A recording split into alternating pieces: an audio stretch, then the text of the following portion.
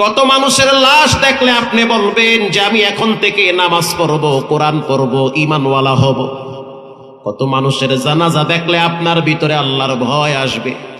কত মানুষের কবর দেখলে আপনার ভিতরে অনুশোচনা বোধ জাগ্রত হবে। এরপরে সিরিয়াল তো আমার আসতেছে।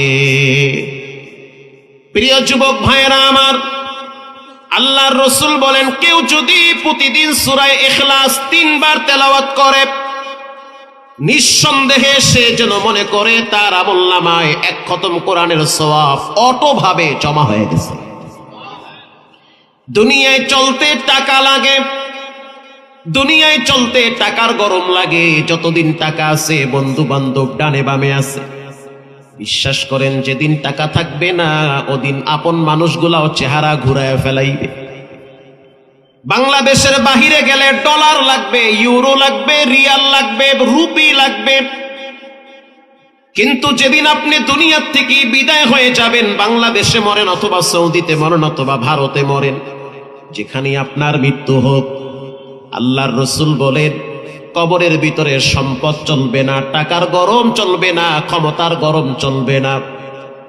ইদা উদিআল মাইয়িতু ফি কবরিহি জাআল কুরআন ইনদা রাসি। আল্লাহর রাসূল বলেন, যখন মৃত ব্যক্তিকে কবরে শোয়ায় দেওয়া হয়, কবরের ভিতরে সর্বপ্রথম তার মাথার কিনারায় কোরআন দাঁড়ায়া তার পক্ষে নিরাপত্তার জন্য কবরে কথা বলবে। আল্লাহু আকবার বলেন। কোরআন তার মাথার কিনারায় দাঁড়িয়ে বলবে, সাবধান, মাথার পাশ দিয়ে চাপ দিবি না। সে প্রতিদিন কোরআন থেকে আয়াত তেলাওয়াত করত।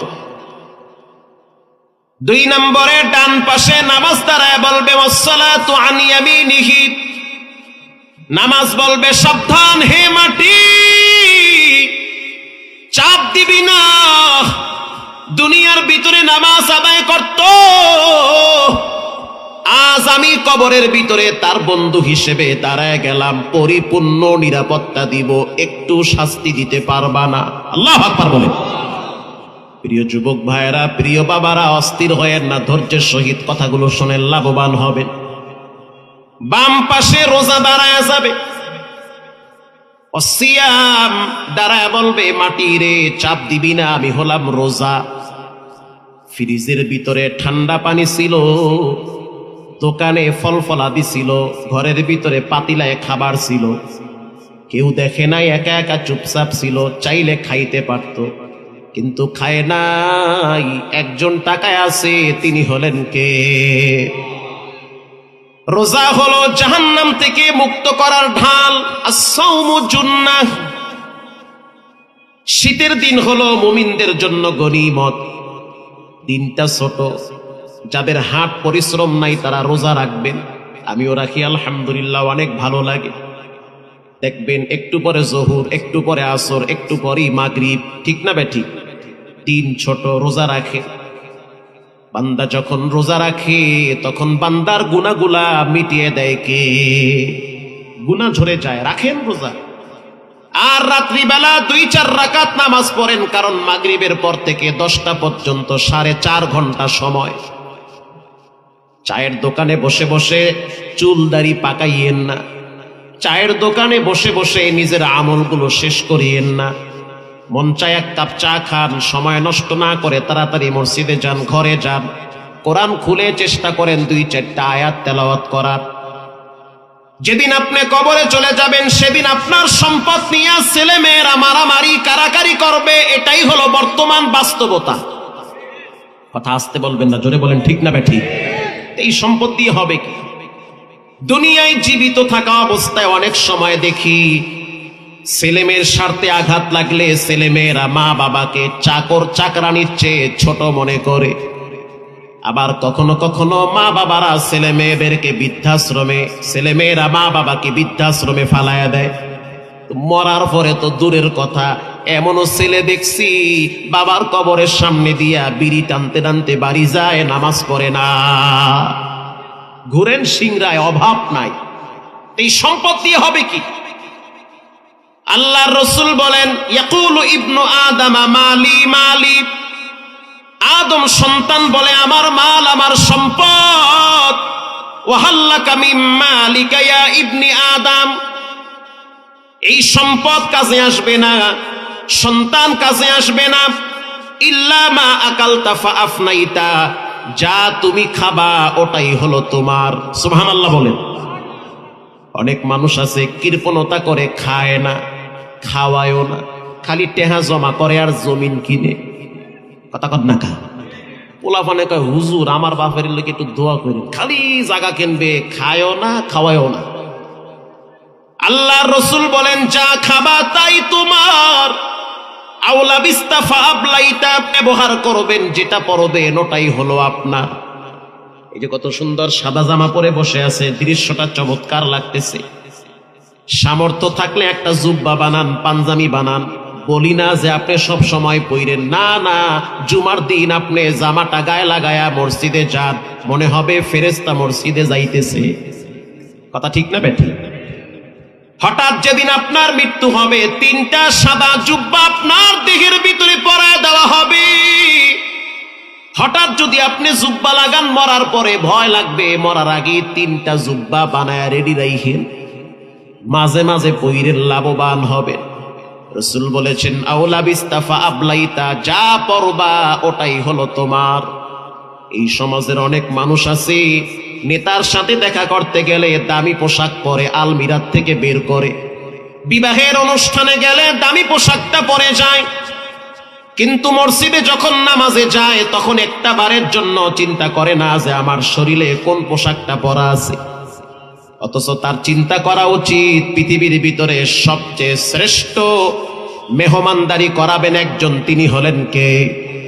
আপনি তার ঘরে ঢুকতেছেন, আপনার উচিত উত্তম পোশাকটা পরে তার ঘরে গিয়ে সেজদায় লুটিয়ে পড়া। কথা ঠিক না বেঠি? সেটা পরে। এবার আল্লাহর রাসূল বলেন, আও তাসাদদাকুতা ফাআমসাইতা, আল্লাহর জন্য যেটা ব্যয় করবা ওটাই তোমার আমলনামায় জমা হবে। আল্লাহর জন্য ব্যয় করলে কেমন লাভ? সম্পদ দেওয়ার মালিক আল্লাহ, নেওয়ার মালিক আল্লাহ। কখনো কখনো আল্লাহ মানুষকে ফকির বানায় দেয়, আবার কখনো কখনো ফকির গুলারে আল্লাহ বাড়িওয়ালা, জমিদার বানায় দেয়। বলেন এটা একজন পারেন, তিনি হলেন কে? রাসূল বলেছেন, কেউ যদি আল্লাহর রাস্তায় 1 টাকা দান করে, আল্লাহ তাআলা সেই দানটাকে লালন পালন করে। ছাগলের বাচ্চা যখন মানুষ পুষে, তখন বাচ্চা ছোট হয় না বড় হয়? বলেন ভাই, বড় হয়। বাচ্চা যদি আপনি পালেন, বাচ্চা কি আস্তে আস্তে দিন দিন ছোট হয় না বড় হয়? এই তো বুঝছেন, বড় হয়। রাসূল ছাগলের বাচ্চার সাথে উদাহরণ দিছে, তুমি যখন ছাগলের বাচ্চা পুষবা, বাচ্চা বড় হবে, ছোট বাচ্চা বড় হয়, উটের বাচ্চা বড় হয়, ভেড়া বকরির বাচ্চা মায়ের পেট থেকে পড়ার পরে ছোট হয় না বড় হয়? বড় হয়। নবীজি বলেছেন, ইয়া বিলাল আনফিক, ইয়া বিলাল লা তাখশা মান আরশি কিলালা। বিলাল বলে, হুজুর আমি তো গরিব। গরিব হইছো কি হইছে, তারপরেও তুমি আল্লাহর রাস্তায় দান করো, আরশের মালিক তোমার পকেট ভরে দিবে। এক সময় বেলাল হাবশি, গরিব মানুষ, রেশমি কাপড় দিয়া নিজের নাক মুছতো। সুবহানাল্লাহ বলেন। এই গরিব থেকে ধনী কে বানিয়েছেন? আল্লাহ বানাইছে। রাসূল বলেছেন, যখন মানুষ আল্লাহর রাস্তায় দান করে, আল্লাহ সেই ছোট দানটাকে লালন পালন করে বড় বানায়। বিচারের ময়দানে সেটাকে আল্লাহ পাহাড় পরিমাণ উঁচা করে দাঁড় করায়া বান্দার চোখের সামনে দেখায়। আমি আপনাদের সামনে সূরা মাউন তেলাওয়াত করেছি। এই সূরাটার ভিতরে 7টি আয়াত রয়েছে। কয়টা আয়াত? 7টা আয়াত। প্রথম 3 আয়াত নাজিল হয়েছে মক্কায়, বাকি 4টা আয়াত নাজিল হয়েছে মদিনায়। 3টা আয়াত নাজিল হয়েছে কাফেরদের ব্যাপারে, 4টা আয়াত নাজিল হয়েছে মুনাফিকদের ব্যাপারে। কোরআনের আলোচনা শুনতে আপনাদের কি কষ্ট হয়? খারাপ লাগে? ধৈর্যের সহিত শুনেন। এই সূরাটা যখন নাজিল হয় তার আগ মুহূর্তের প্রেক্ষাপট, শানে নজুল। হুজুর সাল্লাল্লাহু আলাইহি ওয়াসাল্লাম খানায়ে কাবা, হাতিমে কাবার পাশে, মাকামে ইব্রাহিমের পাশে বসে আছে। ইন্দিমিন টাইমে তাকায় দেখতেছি 12 থেকে 13 বছরের একটা বালক হুজুরের সামনে দিয়ে যাচ্ছে, আর হাত দিয়ে চোখের পানিও মুছে, নাকের পানিও মুছে। বলেন মানুষ কান্নাকাটি করলে নাকের পানি বের হয় কি হয় না? কাঁদতেছে। আল্লাহর নবী প্রশ্ন করল, ও সন্তান, কি হয়েছে, কেন কাঁদো? কি এমন ভিতরে চাপা কষ্ট যেটা নিয়ে তুমি রিল্যাক্স ফিল করো না, কষ্ট হয় তোমার? এবার সেই বালক বলতে আছে, মানবতার বন্ধু রহমাতুল্লিল আলামিন, সত্যবাদী নবী, শুনে নেন, আবু জেহেল আমার মতো এতিমের সম্পদগুলা গ্রাস করেছে। সে তো আপনার চাচা হয় সম্পর্কে। আমার বাবা মৃত্যুর আগে আগে আবু জেহেলের কাছে আমাদেরকে আমানত রাখছে। বাবার সম্পদগুলো আবু জেহেলের কাছে ছিল, কিন্তু একটা সময় দেখা গেল আবু জেহেল আমাদেরকে ঘর থেকে তাড়ায়া বের করে দিয়েছে। এখন আবু জেহেল আমাদেরকে চিনে না। আমার মা নাই, বাপ নাই, আমরা তিনটা ভাই বোন, তিনজনে বিপদে পড়ছি। যাওয়ার জায়গা নাই, থাকার জায়গা নাই, খাওয়ার জায়গা নাই। আমরা কিন্তু ফকির না, সবাই আমরা মা বাবার সন্তান, আর্থিক সচ্ছলতা অনেক ভালো। আমার আওয়াজ কি আপনাদের কানে স্পষ্ট যায়? একটু তাকবীরের আওয়াজ দেই তো, দেখবো কদ্দুর পারেন আপনারা। নারায়ে তাকবীর! মাশাআল্লাহ, আল্লাহ আপনাদেরকে কবুল করুন। আরো জোরে বলেন। আল্লাহর নবী এই বালককে নিয়ে গেছে, নবীজি নিয়ে গেছে আবু জেহেলের দরবারে। যাওয়ার পরে আল্লাহর নবী এবার আবু জেহেলের দিকে তাকায় বলল, গো চাচা, এই বালককে আপনি চিনেন? আবু জেহেলের চোখ কপালে উঠে গেছে, বলে কি, হেরে তো আমি ভালো করে চিনি, তো আমগো বাড়ি ছিল। আল্লাহর রসুল বলতে আছে, চাচা, টাকা পয়সা ধন সম্পদ যা কিছু আছে এগুলো কিন্তু কবরে যাবে না। অল্প দিনের জন্য আল্লাহ আপনাকে আমাকে রাখাল বানাইছে। আমি হলাম উম্মতের রাখাল, আপনি হলেন সম্পদের রাখাল। আল্লাহু আকবার! এগুলো আল্লাহ আপনাকে দিয়েছে আমানত হিসেবে, কিন্তু এরপরও আপনার জিহ্বা বড় হয়ে গেছে। কেন আপনি এতিমের সাথে এমন আচরণটা করলেন? ওর সম্পদগুলো ওরে ফিরাইয়া দেন। রসুল বলেছেন, পৃথিবীর মানুষ হাজি গাজি, ইমানদার বেঈমান, শুনে নাও, কেউ যদি কারো 1 বিঘা জায়গা জোর করে খায়, কত বিঘা? তাহতাস সারফ। আল্লাহর রসুল বলেন, কিয়ামতের ময়দানে সেই হারামখোরের গলায় পুরা জমিন ঝুলায় দেওয়া হবে। 7 তবক জমিন গলায় ঝুলায় দিয়ে আল্লাহ দাঁড় করাবে। হারামখোর, একটু জমির লোভ সামলাইতে পারো না, আজকে পুরা 7 তবক জমিন তোর গলায় দিছি, খাও জম্মের খাওয়া। আল্লাহু আকবার বলেন।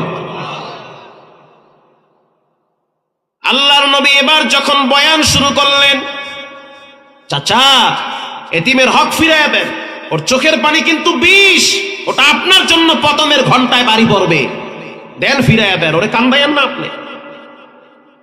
আবু জেহেল বলতে আছে, 1 টাকাও ফিরাইয়া দিব না, তুমিও চলে যাও। আর এই বালকটাকে আমি আরো আগে তাড়িয়ে দিয়েছি, ও কেন যায় না? আমার ক্ষমতা সম্পর্কে তোমার তো ধারণা থাকা দরকার।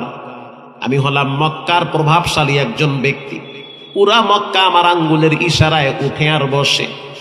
অতএব বেশি পণ্ডিতি কইরো না, তুমি তোমার রাস্তায় চলো, আর এই বালককে তার রাস্তায় যেতে দাও। এবার আল্লাহর রসুল বয়ান শুরু করলেন, ইয়াউমা লা ইয়ানফাউ মালু ওয়ালা বানুন ইল্লা মান আতাল্লাহা বিকলবিন সালিম। কিয়ামতের ময়দানে মাল কাজে আসবে না, সন্তান কাজে আসবে না। তো এই সম্পদ দিয়ে আপনার হবে কি? দেন, ফিরাইয়া দেন, এতিমের ফাও কষ্ট দিয়েন না। একটু সম্পদ দিয়ে আপনি কদ্দুর লাভবান হবেন। কিয়ামতের ময়দানে মাল কাজে আসবে না, সন্তান কাজে আসবে না, ফিরাইয়া দেন সম্পদ। আবু জেহেল বলতে আছে, কিয়ামতের ময়দান আমি বিশ্বাস করি না। আউযুবিল্লাহ না নাউযুবিল্লাহ, কিছু একটা কইয়েন। কিয়ামতের ময়দান আমি মানি না। যে মানে না, হ্যাঁ কি করা যায়? এটা করা যায় কি? আরে বাটাম ফাটা দিতে হবে, বাটাম ফাটা দিলেই মানবে। ঈমান আনার পরে যে বলবে আল্লাহকে মানি না, রসুলকে মানি না, রসুলকে যদি গালি দেয়, ইসলাম নিয়ে কটূক্তি করে, তার সাথে কোনো সুযোগ নাই সম্পর্ক রাখার, ওকে বাটাম ফাটা দাও। পৃথিবীর সবকিছু নিয়ে কম্প্রোমাইজ হতে পারে, কিন্তু কেউ যদি আল্লাহ নবীকে গালি দেয়, এখানে কোনো কম্প্রোমাইজ নাই, কোনো লিয়াজও নাই। সে যেই দলের কর্মী হোক, তার ঠ্যাং ধরে আছাড় মারতে হবে। আসতে বলবেন না, জোরে বলেন ঠিক না ব্যাঠে? আইনামা সুকিফু উখিযু ওয়া কুতিলু তাকতিলা। যারা কোরআন নিয়ে ব্যঙ্গ করবে, মুসলমানের বাচ্চা, ইসলাম নিয়ে যারা খারাপ মন্তব্য করবে, আল্লাহর নবীর ইজ্জত আর সম্মানের উপরে বিন্দু পরিমাণ কলম ধরবে, তার শাস্তি হলো জিহ্বা টেনে ছিঁড়ে ফেলা। কত মানুষের লাশ দেখলে আপনি বলবেন যে আমি এখন থেকে নামাজ পড়ব, কোরআন পড়ব, ঈমানওয়ালা হব। কত মানুষের জানাজা দেখলে আপনার ভিতরে আল্লাহর ভয় আসবে। কত মানুষের কবর দেখলে আপনার ভিতরে অনুশোচনা বোধ জাগ্রত হবে। এরপরে সিরিয়াল তো আমার আসতেছে। প্রিয় যুবক ভাইয়েরা আমার, আল্লাহর রাসূল বলেন, কেউ যদি প্রতিদিন সূরা ইখলাস 3 বার তেলাওয়াত করে, নিঃসন্দেহে সে যেন মনে করে তার আমলনামায় 1 খতম কোরআনের সওয়াব অটোভাবে জমা হয়ে গেছে। দুনিয়ায় চলতে টাকা লাগে, দুনিয়ায় চলতে টাকার গরম লাগে। যতদিন টাকা আছে, বন্ধু বান্ধব ডানে বামে আছে। বিশ্বাস করেন, যেদিন টাকা থাকবে না, ওদিন আপন মানুষগুলাও চেহারা ঘুরায় ফেলাইবে। বাংলাদেশের বাহিরে গেলে ডলার লাগবে, ইউরো লাগবে, রিয়াল লাগবে, রুপি লাগবে। কিন্তু যেদিন আপনি দুনিয়ার থেকে বিদায় হয়ে যাবেন, বাংলাদেশে মরেন অথবা সৌদিতে মরেন অথবা ভারতে মরেন, যেখানে আপনার মৃত্যু হোক, আল্লাহর রাসূল বলেন, কবরের ভিতরে সম্পদ চলবে না, টাকার গরম চলবে না, ক্ষমতার গরম চলবে না। ইদা উদিআল মাইয়িতু ফি কবরিহি জাআল কুরআন ইনদা রাসি। আল্লাহর রাসূল বলেন, যখন মৃত ব্যক্তিকে কবরে শোয়ায় দেওয়া হয়, কবরের ভিতরে সর্বপ্রথম তার মাথার কিনারায় কোরআন দাঁড়ায়া তার পক্ষে নিরাপত্তার জন্য কবরে কথা বলবে। আল্লাহু আকবার বলেন। কোরআন তার মাথার কিনারায় দাঁড়িয়ে বলবে, সাবধান, মাথার পাশ দিয়ে চাপ দিবি না। সে প্রতিদিন কোরআন থেকে আয়াত তেলাওয়াত করত। 2 নম্বরে ডান পাশে নামাজ দাঁড়ায় বলবে, ওয়াসসালাতু আন ইয়ামিনিহি। নামাজ বলবে, সাবধান হে মাটি, চাপ দিবি না।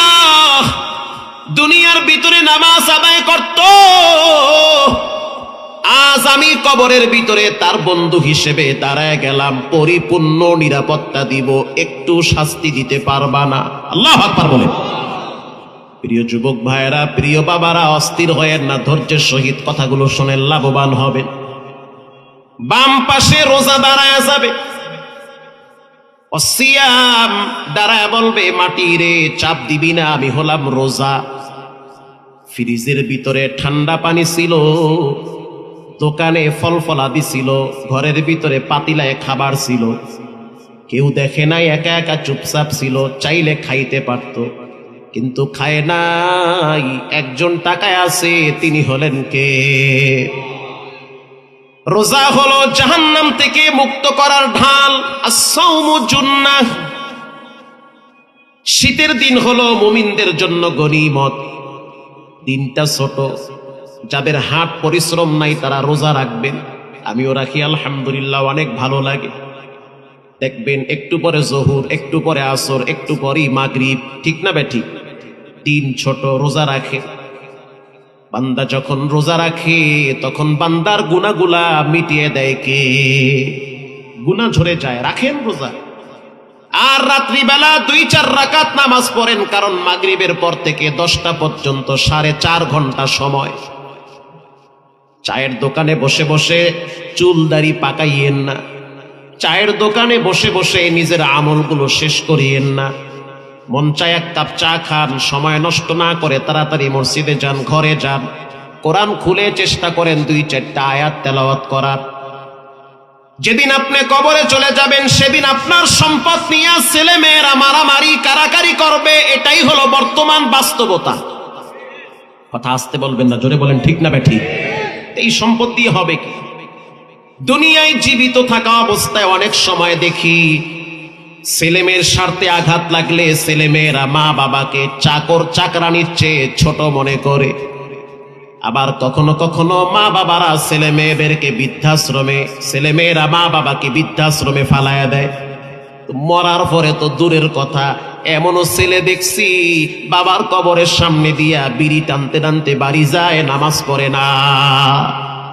ঘুরেন সিংরায়, অভাব নাই। এই সম্পদ দিয়ে হবে কি? আল্লাহর রাসূল বলেন, ইয়াকুলু ইবনু আদামা মালি মালি, আদম সন্তান বলে আমার মাল আমার সম্পদ। ওয়াহাল্লাকা মিম মালিকা ইয়া ইবনি আদম, এই সম্পদ কাজে আসবে না, সন্তান কাজে আসবে না, ইল্লা মা আকালতা ফাআফনাইতা, যা তুমি খাবা ওটাই হলো তোমার। সুবহানাল্লাহ বলেন। অনেক মানুষ আছে কৃপণতা করে, খায় না, খাওয়ায়ও না, খালি টেহা জমা করে আর জমিন কিনে।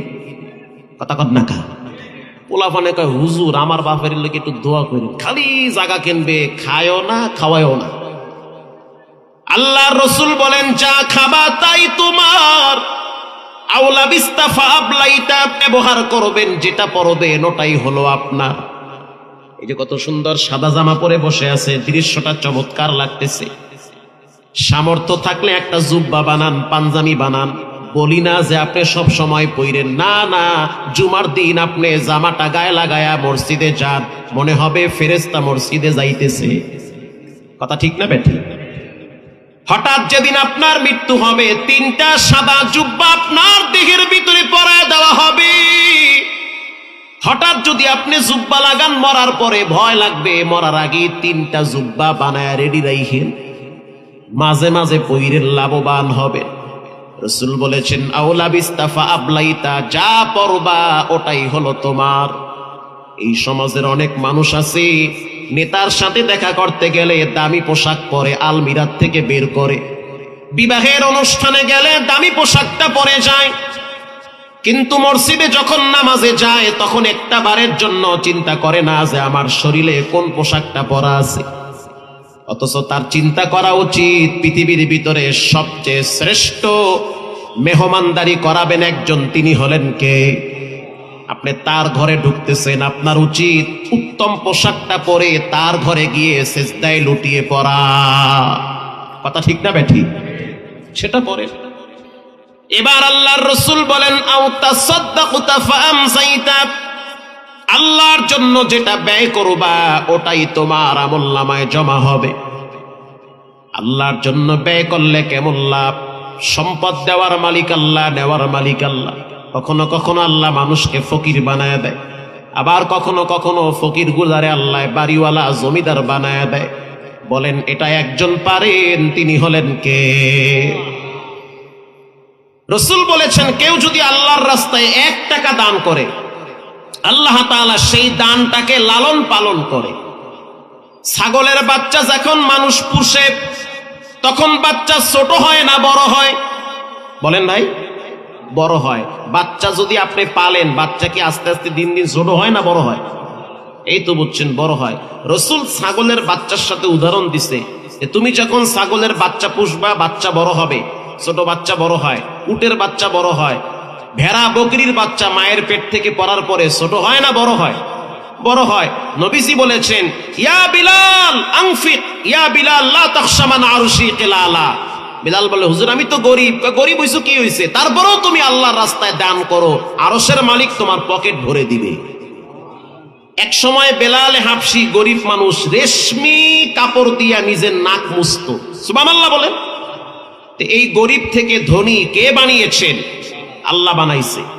রাসূল বলেছেন, যখন মানুষ আল্লাহর রাস্তায় দান করে, আল্লাহ সেই ছোট দানটাকে লালন পালন করে বড় বানায়। বিচারের ময়দানে সেটাকে আল্লাহ পাহাড় পরিমাণ উঁচা করে দাঁড় করায়া বান্দার চোখের সামনে দেখায়। আমি আপনাদের সামনে সূরা মাউন তেলাওয়াত করেছি। এই সূরাটার ভিতরে 7টি আয়াত রয়েছে। কয়টা আয়াত? 7টা আয়াত। প্রথম 3 আয়াত নাজিল হয়েছে মক্কায়, বাকি 4টা আয়াত নাজিল হয়েছে মদিনায়। তিনটা আয়াত নাজিল হয়েছে কাফেরদের ব্যাপারে, চারটা আয়াত নাজিল হয়েছে মুনাফিকদের ব্যাপারে। কোরআনের আলোচনা শুনতে আপনাদের কি কষ্ট হয়, খারাপ লাগে? ধৈর্যের সহিত শুনেন। এই সূরাটা যখন নাজিল হয় তার আগ মুহূর্তের প্রেক্ষাপট, শানে নজুল। হুজুর সাল্লাল্লাহু আলাইহি ওয়াসাল্লাম খানায়ে কাবা, হাতিমে কাবার পাশে, মাকামে ইব্রাহিমের পাশে বসে আছে। ইন্দি মিন টাইমে তাকায় দেখতেছি 12 থেকে 13 বছরের একটা বালক হুজুরের সামনে দিয়ে যাচ্ছে, আর হাত দিয়ে চোখের পানিও মুছে, নাকের পানিও মুছে। বলেন, মানুষ কান্নাকাটি করলে নাকের পানি বের হয় কি হয় না? কাঁদতেছে। আল্লাহর নবী প্রশ্ন করল, ও সন্তান, কি হয়েছে, কেন কাঁদো? কি এমন ভিতরে চাপা কষ্ট যেটা নিয়ে তুমি রিল্যাক্স ফিল করো না, কষ্ট হয় তোমার? এবার সেই বালক বলতে আছে, মানবতার বন্ধু রহমাতুল লিল আলামিন, সত্যবাদী নবী, শুনে নেন, আবু জেহেল আমার মতো এতিমের সম্পদগুলা গ্রাস করেছে। সে তো আপনার চাচা হয় সম্পর্কে। আমার বাবা মৃত্যুর আগে আগে আবু জেহেলের কাছে আমাদেরকে আমানত রাখছে। বাবার সম্পদগুলা আবু জেহেলের কাছে ছিল, কিন্তু একটা সময় দেখা গেল আবু জেহেল আমাদেরকে ঘর থেকে তাড়ায়া বের করে দিয়েছে। এখন আবু জেহেল আমাদেরকে চিনে না। আমার মা নাই, বাপ নাই, আমরা 3টা ভাই বোন, 3জনে বিপদে পড়ছি। যাওয়ার জায়গা নাই, থাকার জায়গা নাই, খাওয়ার জায়গা নাই। আমরা কিন্তু ফকির না, সবাই আমরা মা বাবার সন্তান, আর্থিক সচ্ছলতা অনেক ভালো। আমার আওয়াজ কি আপনাদের কানে স্পষ্ট যায়? একটু তাকবীরের আওয়াজ দেই তো দেখবো কদ্দুর পারেন আপনারা। নারায়ে তাকবীর! মাশাআল্লাহ, আল্লাহ আপনাদেরকে কবুল করুন। আরো জোরে বলেন। আল্লাহর নবী এই বালককে নিয়ে গেছে, নবীজি নিয়ে গেছে আবু জেহেলের দরবারে। যাওয়ার পরে আল্লাহর নবী এবার আবু জেহেলের দিকে তাকায় বলল, গো চাচা, এই বালককে আপনি চিনেন? আবু জেহেলের চোখ কপালে উঠে গেছে, বলে কি, হেরে তো আমি ভালো করে চিনি, তো আমগো বাড়ি ছিল। আল্লাহর রাসূল বলতে আছে, চাচা, টাকা পয়সা ধন সম্পদ যা কিছু আছে এগুলো কিন্তু কবরে যাবে না। অল্প দিনের জন্য আল্লাহ আপনাকে আমাকে রাখাল বানাইছে। আমি হলাম উম্মতের রাখাল, আপনি হলেন সম্পদের রাখাল। আল্লাহু আকবার! এগুলো আল্লাহ আপনাকে দিয়েছে আমানত হিসেবে, কিন্তু এরপরও আপনার জিহ্বা বড় হয়ে গেছে। কেন আপনি এতিমের সাথে এমন আচরণটা করলেন? ওর সম্পদগুলো ওরে ফিরাইয়া দেন। রাসূল বলেছেন, পৃথিবীর মানুষ হাজি গাজী, ইমানদার বেঈমান, শুনে নাও, কেউ যদি কারো 1 বিঘা জায়গা জোর করে খায়, কত বিঘা? তাহতাস সারব। আল্লাহর রাসূল বলেন, কিয়ামতের ময়দানে সেই হারামখোরের গলায় পুরা জমিন ঝুলায় দেওয়া হবে। 7 তবক জমিন গলায় ঝুলায় দিয়ে আল্লাহ দাঁড় করাবে। হারামখোর, একটু জমির লোভ সামলাইতে পারো না, আজকে পুরা 7 তবক জমিন তোর গলায় দিছি, খাও জম্মের খাওয়া। আল্লাহু আকবার বলেন। আল্লাহর নবী এবার যখন বয়ান শুরু করলেন, চাচা, এতিমের হক ফিরাইয়া দেন, ওর চোখের পানি কিন্তু বিষ, ওটা আপনার জন্য পতনের ঘন্টায় বাড়ি পড়বে, দেন, ফিরাইয়া দেন, ওরে কান্দাইয়েন না আপনি। আবু জেহেল বলতে আছে, 1টা টাকাও ফিরাইয়া দিব না, তুমিও চলে যাও। আর এই বালকটাকে আমি আরো আগেই তাড়িয়ে দিয়েছি, ও কেন যায় না? আমার ক্ষমতা সম্পর্কে তোমার তো ধারণা থাকা দরকার। আমি হলাম মক্কার প্রভাবশালী একজন ব্যক্তি, পুরা মক্কা আমার আঙ্গুলের ইশারায় উঠে আর বসে। অতএব বেশি পণ্ডিতি কইরো না, তুমি তোমার রাস্তায় চলো, আর এই বালককে তার রাস্তায় যেতে দাও।